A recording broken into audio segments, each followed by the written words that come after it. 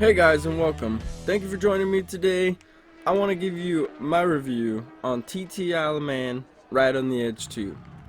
So first off, I want to say, for a lot of us riders, such as myself, getting on two wheels and hitting the open road is a journey, an experience, and even freedom for most of us.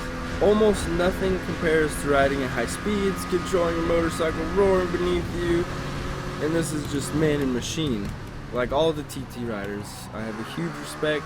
These guys are insanely capable, and so I don't even know. I don't have words for it. It's crazy what they do. TT Isle of Man 2, well, it gives you this experience. It puts you right in the motorcycle between man and machine. You gripping on the edge of every corner on the asphalt, controlling your brakes. You gotta watch out for temperature. And all you have to do is just slip up one time to make a mistake. So this is probably by far the hardest motorcycle game I've played, but it was a great experience, let me tell you that. Stay tuned for the end of this video and I will give my thoughts and everything. And I will give it a rating from 1 out of 10. So stay tuned for that. But let's just get right to it. Pretty much this game starts you out playing the career in a tutorial mode, and I would very highly recommend you play that, especially if you have never played a motorcycle game.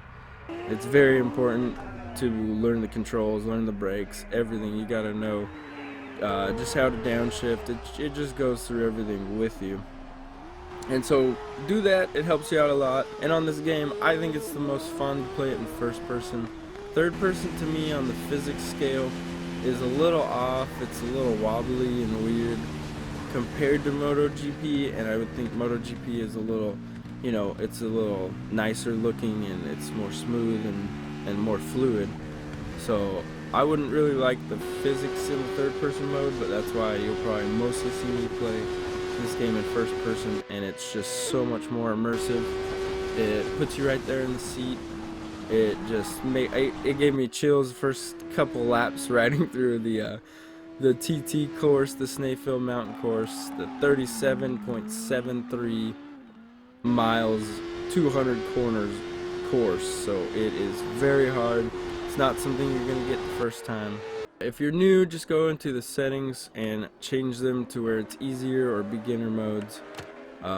You can ride on the physics on very hard settings, and that's what I do. I like the experience, the feel of the bike, and the bike does. The handlebars move, the bike will kick you at any given moment. If you're ripping the throttle and you're turning into the corner and you hit a bump wrong, it's gonna throw you. It's very realistic, and I very much like that. But I haven't noticed any downsides really to the gameplay. It all seems very real. I ride motorcycles myself and a 600cc class motorcycle, so I can just recognize the bike feeling and movements a little bit more. But it does feel real in the controller when it's vibrating the crap out of your hands and you're like, oh no, I'm gonna crash, and then you save it and you're like, holy shit, and you're like, yeah, I felt that. But most of you guys are going to be interested in the career mode, such as myself. I really like the career mode in this. I like racing, and I wanted to earn my stripes and get into the TT race myself. And to do that here, you start in the race calendar. I'm on season 3 right now, but you would have to earn all your signatures for the Irish Championship races, and those are shown throughout this menu here, and they're A through H. And in this you can see I missed B, so I haven't done B, so I'm gonna have to go back and win B. And the classic TT I D and F because I was trying to make this video, so I'm gonna go back to that and still play this. It does wrap me in this game, it does keep me there, so it is fun, and the career mode has quite to offer, as you can see. Just to even open up the Super Sport, you're going to have to get enough signatures, or I believe win the classic TT, to open up the Super Sport TT, and that's the only one that would open, and you would have to race the Super Sport and then also get top 10 in the Super Sport TT race, which is 4 laps around the Snaefell Mountain course. And then you could finally open the Super Sport TT and the Senior TT race from there. and then you can also see your profile, and I thought it was cool if you saw there that the profile just continues as you're on the game. It just calculates it right there. And then these are the perks. These are probably my least favorite thing in the game. They just give you certain things for reputation points. You have to spend your earned reputation points to use them. And then also there was the Irish Championship, and I got first my last race, so I was 15 points and I'm in first. This game also does offer free roam, which is one of the most fun, just to go through the Ireland track. And this is the only track though that's on there, but this is all the Irish Championship, the whole like tracks in pretty much one big track that you can go explore, the airfield, everything, all the twisty windy roads. So it's really cool. And right there you start at the home base right there. You'll start there every time in a tent. It's really cool. And this game also has to offer time attack, which can be raced in Ireland, the UK, or Isle of Man. And for the people who don't like the career mode and just like Snakefield Mountain Course, this is the place to go right here. You can race whatever section you want, 1 through 5, 1 through 9, only 9. So whatever you want, this is probably the best to get good at each section, or just sections you're bad at. So this is a place I find myself a lot here, going through each section, just trying to figure out the best lines and where the bumps are and all that. And there's also quick race, which is pretty much the same thing. You could just click on here and race the computer at any given time. And then one of the cool things is the challenge zone, and the challenge zone is pretty much free roam. You go in here, it shows you your options, you pick your bike and you head out for the day. And here the challenge zone is just held in Ireland. So I hop on here, the tent is behind me. I didn't show you guys that, but if you guys buy this game you can see for yourselves. But up here I approach the target here, and this is going to be my first challenge because I actually just found these out while I was doing the video, so it even helped me out, so I was pretty grateful for that. But you just come up here and click L3. Did a little burnout, there we go, nice. I can smell the rubber. But you click L3 and it puts you in a quick mode, high speed pursuit 1.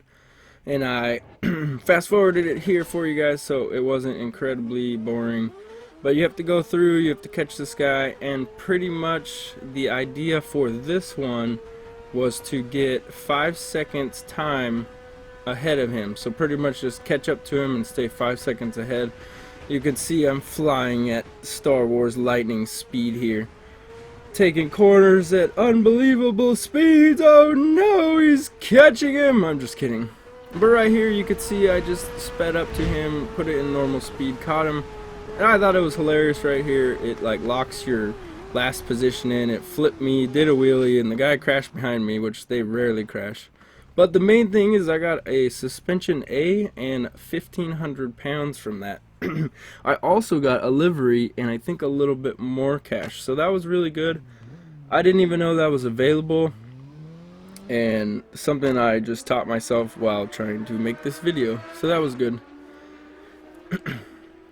You can see here I am searching for those suspension bars because I didn't know that I could even get parts from there, and that's funny, I just did it yesterday. So there are the parts, and they were for a Honda CBR, so I didn't actually hand a Honda, so I thought it would be cool in the video to show you guys how to buy a bike, set it up. And I bought a custom livery there as well. I thought it was custom 5, but it was 1. But anyways, I found the bike and purchased it for 1,200 pounds, it looks like. And then I can also show you guys how to attach the items that you have found or received as gifts or earned here in the garage. Click on the garage, go into here, find your bike and click square, and there's my custom livery. I just scrolled down right there and added it. But there are the suspensions that I got for free, and now I had to buy the bike though, but I attached them. And you have to make sure you hit X and save it. But that's pretty much it right there. So I didn't know you could get that. I earned about an extra 2,000 pounds. And like it says right there, like and subscribe, guys. It would help me immensely right now as a small YouTuber and just starting to create videos. If you guys do like these type of videos, just let me know in the comments below so I can get a feel for the next video I'm gonna make. But let's get down to the nitty gritty. The bad on this game. This is not really the game. TT20 was canceled this year. I'm super sad because I'm just really getting into TT games, and they are quite fun, and so I would really like to go to TT, the Isle of Man actually, and experience it for myself, so it would be really cool. But I don't like in this game the lack of gear and bike parts. There's no exhaust, there's no brakes, there's no brake lines, there's no other tires you can put on, so that's kind of lame. The physics in third person is also not my favorite. Could be better, but it's not bad. And then the replay cameras could use some work. I could literally put a camera on my motorcycle easier. And then also the other thing was the perks are not my favorite. The good on this is pretty much the whole game. Career mode is awesome.